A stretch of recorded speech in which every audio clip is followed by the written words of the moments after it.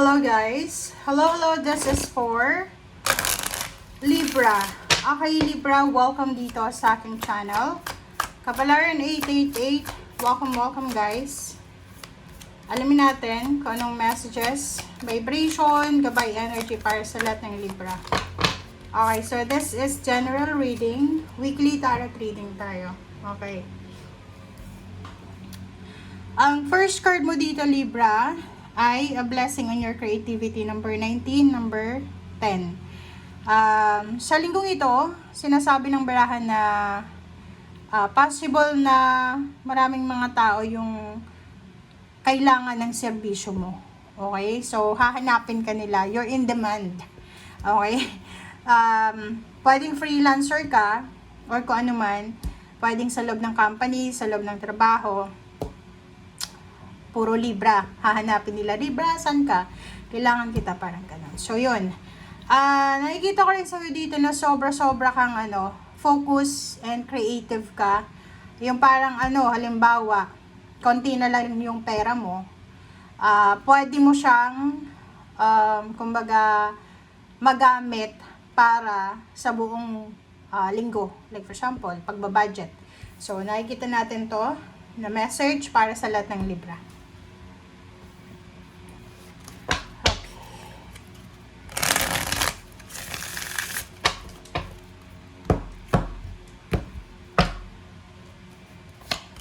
Okay, next is, wow, there's a Knight of Pentacles and Ace of Pentacles, Libra.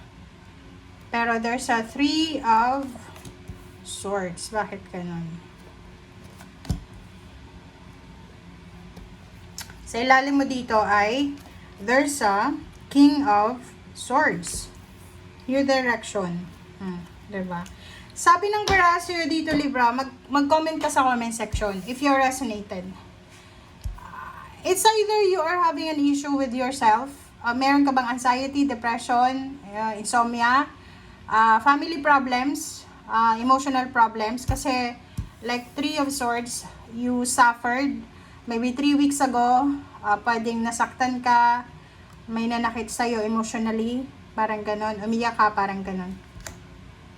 And sinasabi ng baraso dito na this week, marirealize mo na nakakapagod na para dito sa taong ito na nanakit sa'yo. So, hindi ko alam, it's either asawa mo yan, pamilya, boss, kaibigan, or sino ba yan? Kasi parang this week, marirealize mo na pagod ka na. Kung parang marirealize mo sa linggong ito na tama na. Parang sasabihin mo na kailangan mo nang tumigil sa pagkikare sa taong yan. Okay? So, nakikita mo to na Knight of Swords. Sabi ng baraso dito, kailangan mo nang makaalis dyan sa pain and heartaches na yan, dyan sa pagod na yan, immediately. 'Di ba? Kailangan mong makamove on na. Pilitin mo yung sarili mo sa linggong ito, Libra, na mag-move on ka na. Ibig sabihin, like for example, may mga Libra dito na hindi ka makatulog sa gabi kasi hindi ka makamove on sa nangyari. Sinasabi ng barahan na kailangan mong hanapin yung, kumbaga, alternatibo. Kailangan mong pasayahin yung sarili mo. Tulungan mo yung sarili mo, Libra, para maging masaya. Para makalaya ka sa kung ano man na sakit, galit, hinanakit, or kung ano man yan, as soon as possible. Okay? And sa ilalim mo dito, sinasabi ng barahan na mag-focus ka, Libra, sa kung ano yung nagbibigay or magbibigay sa'yo ng saya. Okay? Kasi ito, this is a new direction. Sinasabi ng barahan na kung hindi ka na masaya, pagod ka na, oras na, Libra, para kumilos ka, para umalis ka sa emotion na yan. Okay? Meron dito na, like for example, sa trabaho kung sa loob ng trabaho or sa loob ng company, kumikita ka ng malaki, pero pagod ka na. It's either pagod ka sa trabaho kasi mahirap yung trabaho, or yung mga tao na involved. Medyo, sila? Masama ba ugali nila or ganyan-ganito. Sabi ng baraha sa'yo, huwag kang mag-alala kasi there's new beginnings, isang exciting na direction, isang exciting na journey ang posibleng papasok sa buhay mo. So, i-let go mo na yan, Libra. Okay? Kung love life yan, there's a new love life coming. Kung trabaho yan, sobrang pagod ka na, there's a new job coming. Forgive yourself for letting go. Kasi minsan, di ba, hindi natin masyadong binibigyan ng sarili natin ng freedom to release. Okay? So, yun. Let's check, guys.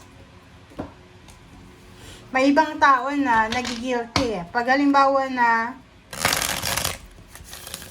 nagilty ka kasi masaya ka, mali yun. Kailangan alisin mo yung guilt mo.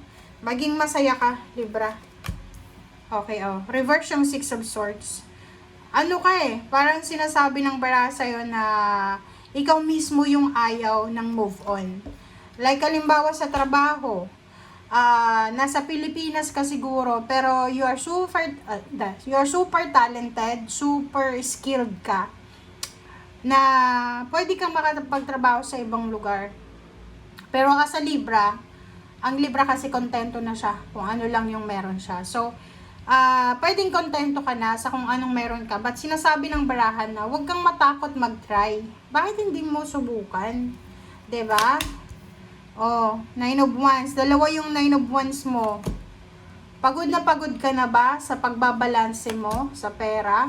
Sinasabi ng barahan sa'yo dito na sa trabaho, sobrang pagod na pagod yung Libra sa pag-handle ng finances nyo.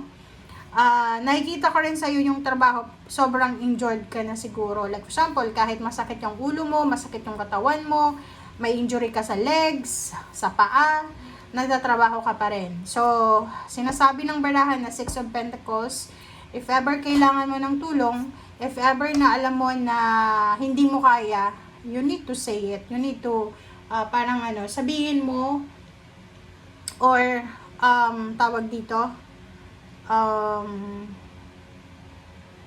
kailangan mong tanggapin na kailangan mo ng tulong. Okay? So, wag na wag mong sasarilinin yung paghihirap. Wag mong sasarilinin yung obligations, yung duties and responsibilities. Okay? Kasi kailangan mong kailangan mong, like for example, kailangan mo ng tulong, humingi ka ng tulong. Okay? So, yun ang nakikita natin dito, Libra. Okay? And the last card, there's the Sun. Tapos, sinasabi ng barahan na exciting. So, siguro ngayon, mix yung nangyayari sa buhay mo. Medyo malungkot ka, pero there's parang may mga time din na pwedeng maging masaya ka. So, mas piliin mo daw na maging masaya kaysa sa maging malungkot. Hindi naman natin masisisi kayo na malungkot kayo kasi like dito, nasaktan ka, hinihirap kang makamove on, but kailangan mong pilitin, okay? Pilitin mo makatulog, kumain, ganyan. Okay? Thank you guys. Bye!